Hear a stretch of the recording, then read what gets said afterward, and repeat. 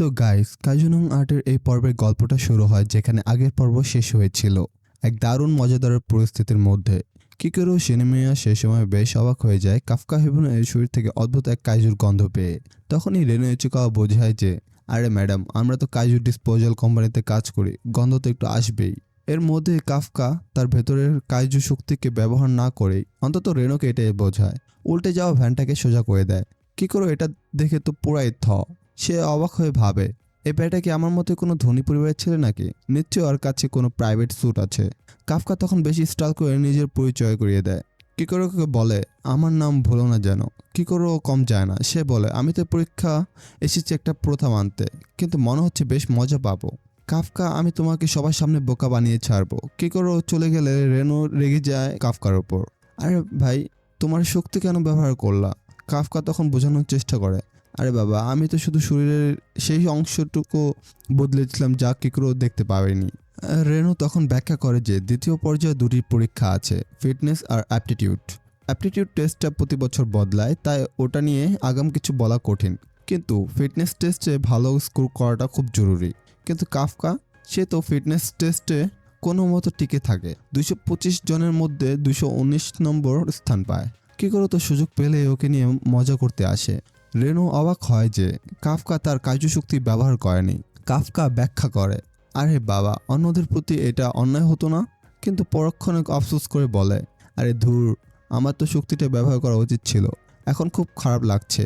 এদিকে থার্ড ডিভিশনের vice captain শশিরো হোশিনা captain Mina আশিরোকে পরীক্ষার্থীদের তালিকা দেন।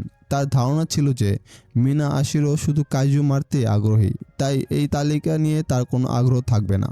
কিন্তু মিনা যখন কাফকার ফাইলটা দেখে, তখন সে শ্বশুরের কথা শুনতে রাজি হয়, যেটা শ্বশুরের জন্য বেশ অবাক করার ছিল। শ্বশুরও তখন উল্লেখযোগ্য প্রার্থীদের নিয়ে কথা বলতে শুরু করে, ঠিক যেমনটা রেনো অন্য জায়গায় করছিল। তারা ফিটনেস পরীক্ষার প্রথম 3 জনকে নিয়ে কথা বলে, হারুইচি ইজুমো, ইহারু ফুরোহাশি এবং আওই কাগোরাগে। তারা সবাই এতটাই প্রস্তুত সেটা নিয়ে আলোচনা হয়। রেনো মন্তব্য করে যে এই কজন এবং আরও কয়েকজন সত্যিকারের অভিজাত যোদ্ধা, কিন্তু তাদের সবার সেরা হলো কিকোরো। হারুইচি, ইহারু এবং আইও তাকে নজরে রাখে। কিকোরো আবারও কাফকার কাছে আসে। কাফকা অবাক হয়ে যায় যে কিকোরো এত বড় মাপের কেউ। কাফকা এক্সাইটেড হয়ে কিকোরোর গায়ে হাত দিয়ে দেয়, কিন্তু তার বাটলার চট করে তাকে থামিয়ে দেয় কিকোরোকে স্পর্শ করার জন্য। কিকোরো তখন কাফকাকে বলে, দেখলে তো, আবারও নিজেকে বোকা বানালে। এরপর পরীক্ষার্থীরা অ্যাপটিটিউড টেস্টের জন্য প্রস্তুত হয়। রেনো মন্তব্য করে যে গত 2 বছর ধরে অ্যাপটিটিউড টেস্ট ছিল কাইজু ডিসপোজাল নিয়ে, তাই কাইজু শরীর অংশ সম্পর্কে সচেতন বাড়াতে সাহায্য করে, আর সেই কারণে সে কাফকার কোম্পানিতে যোগ দিয়েছিল।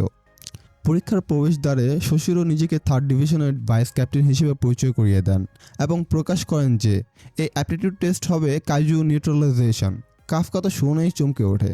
শশিরও ব্যাখ্যা করেন যে তাদের এমনি এমনি পাঠানো হবে না, প্রত্যেককে একটি করে ডিফেন্স ফোর্সের স্যুট দেওয়া হবে, যেটায় কাইজু মাসল ফাইবার থাকে এবং এটা তাদের শক্তি বাড়িয়ে দেয়। স্যুট পরার পর রেনো তার কমব্যাট পাওয়ারের 8% প্রকাশ করে। সে অবাক হয়ে ভাবে, এটা কি? তখন শশিরও ব্যাখ্যা করেন যে এটা হলো স্যুটের ক্ষমতা, যা সে টেনে বের করেছে। একজন প্রশিক্ষিত জেনারেল অফিসার প্রায় 20% ক্ষমতা বের করতে পারে। কিকোরো তার 46% প্রকাশ করে। হরুইচি 18, আওয়াই 15 আর ইহারু 14। শশিরো এবং বাকিরা অবাক হয়ে যায় যে এত বেশি সংখ্যক লোক 10%-এর উপরে শক্তি প্রকাশ করেছে। শশিরো মন্তব্য করেন যে যারা 0 এর উপরে শক্তি প্রকাশ করবে তারাই পাস করবে। তিনি কখনো কাউকে 0% প্রকাশ করতে দেখেননি। তবে কাফকা তার কমব্যাট পাওয়ার 0% প্রকাশ করে, যা দেখে শশিরো হেসে ওঠেন। শশিরো তখন পরীক্ষা শুরু করেন এবং জানান যে তারা 36টি হনজু এবং ইউজু মনস্টারকে পজিশন করে রেখেছেন। প্রত্যেক পরীক্ষার্থীর কাছে একটি করে অটো ট্র্যাকিং ড্রোন থাকবে, যা তাদের উপর নজর রাখবে। যদি তাদের জীবন বিপদে পড়ে তবে স্যুটে সক্রিয়ভাবে একটি শিল্ড চালু হবে, কিন্তু তা করলে তারা পরীক্ষা ফেল করবে। পরীক্ষা শুরু হওয়ার সাথে সাথে শশিরো আরও মন্তব্য করেন যে মিনা আশিরো এই চূড়ান্ত পরীক্ষার তত্ত্বাবধান করবেন। কাফকা ভাবে, আমাদের প্রত্যেককে নজর রাখার জন্য ড্রোন কেন? যদি পরীক্ষাটা শুধু কতগুলো কাইজু মারতে পারে সেটা নিয়েই হতো, তাহলে তো সেন্সর দিয়ে গোনা যেত। কাফকা বুঝতে পারে যে তারা পরীক্ষার্থীদের কাজের ধরন এবং তাদের ক্ষমতার সঙ্গে মানিয়ে নেওয়ার ক্ষমতাও যাচাই করছে। যেহেতু তাদের আক্রমণাত্মক ক্ষমতা দুর্বল, সে সিদ্ধান্ত নেয় যে তাদের সমর্থন দেওয়াই দরকার। কাফকা তখন একটি ইয়েজু দেখে এবং কাইজু ডিসপোজাল কোম্পানির জ্ঞান ব্যবহার করে একটি স্টান গ্রেনেড ব্যবহার করে। সে জানে এই ইউজুর প্রবণ শক্তি খুবই বেশি উন্নত, তাই এটা তাদের হতবাক করে দেবে। সে অন্য পরীক্ষার্থীদের পরামর্শ দেয় যে ইউজুর পেট দুর্বল এবং তারা যে সেখানে গুলি করতে পারে। সবকিছু মসৃণভাবে চলছিল, কিন্তু তখনই পাশ থেকে একটি ইউজু এসে কাফকাকে ধরে ফেলে।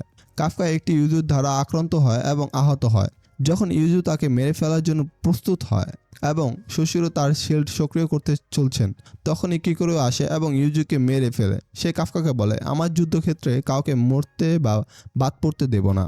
আমি এই পরীক্ষা এক মুহূর্তের মধ্যে শেষ করতে চাই। এরপর কিকোরো একের পর এক কাইজু মারতে শুরু করে। শশীরও কাফকার সাথে যোগাযোগ করে জানায় যে তার শরীরে একাধিক ফ্র্যাকচার এবং অভ্যন্তরীণ ক্ষতি হয়েছে এবং তাকে পরীক্ষা থেকে বাদ পড়ার পরামর্শ দেয়। কিন্তু কাফকা উঠে দাঁড়ায়, পরীক্ষা চালিয়ে যেতে চায়, তার জেদ এখনও অটুট।